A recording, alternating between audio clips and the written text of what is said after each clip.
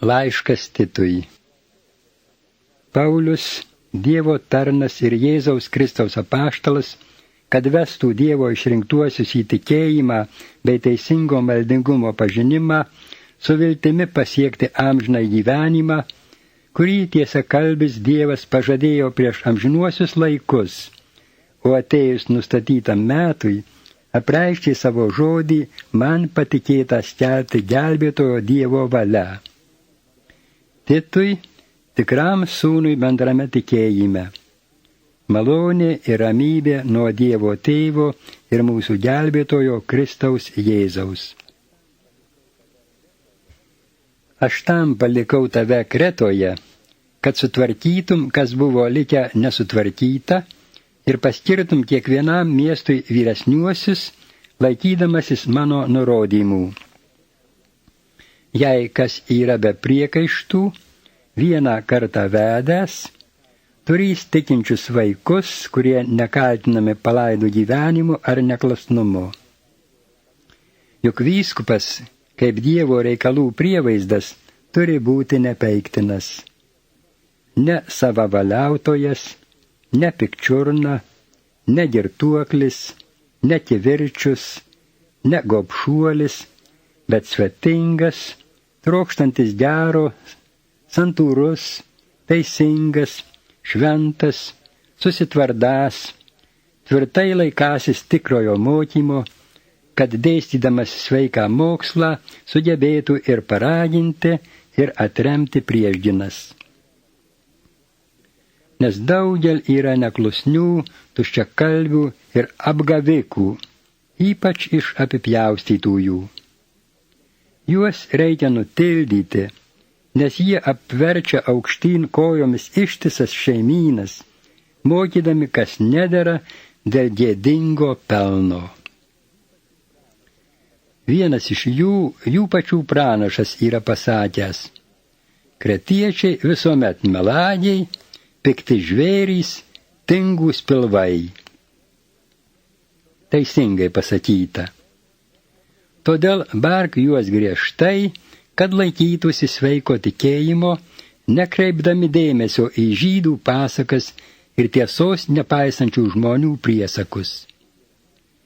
Tyriems viskas tyra, o susitepusiems ir neištikimiems nieko nėra tyro, net ir jų protas bei sąžinė suteršti.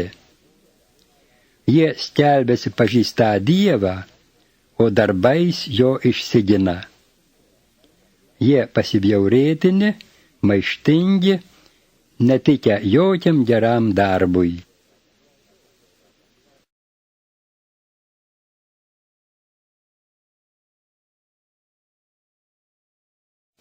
Antras skyrius.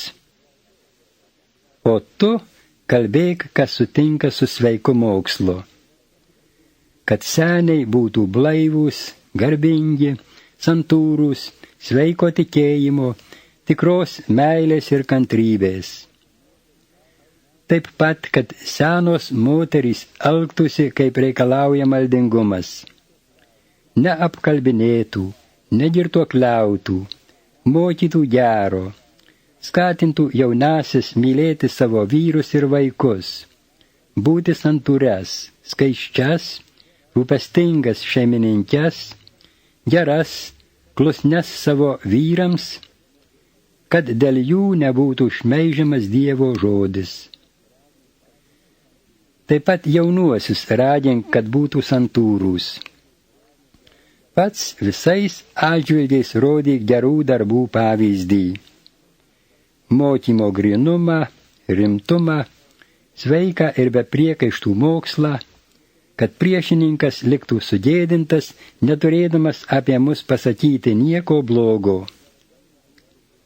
Kalbėk, kad vergai būtų visur, kur klusnūs savo šeimininkams, stengtųsi jiems įtikti ir neprieštarauti, kad nevogtų, bet parodytų gražią visokeriopą ištikimybę, kad visų kuo puoštų mūsų gelbėtojo Dievo mokymą.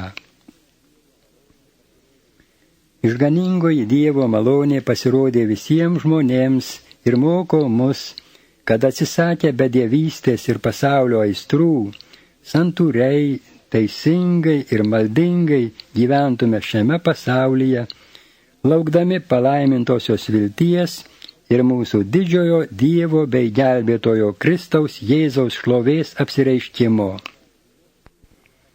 Jis atidavė save už mus, kad išpirktų mus iš visokių nedorybių ir suburtų savo nuskaistintą tautą uolę geriems darbams. Taip kalbėk, ragink, bark kuo rimčiau. Niekas te nedrįsta tavęs niekinti.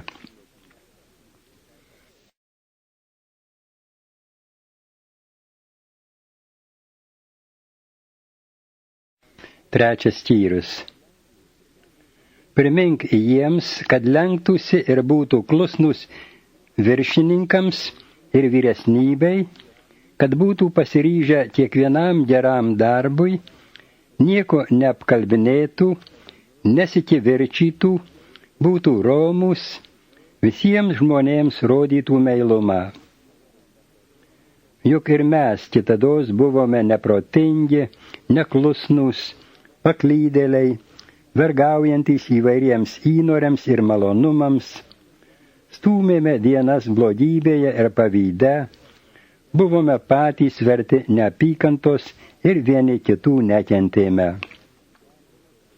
Bet, kai pasirodė mūsų gelbėtojo Dievo gerumas ir meilė žmonėms, jis išgelbėjo mus šventosios dvasios atgimdančiu ir atnaujinančiu nuplovimu, tik ne dėl mūsų atliktų teisumo darbų, bet iš savo gailestingumo.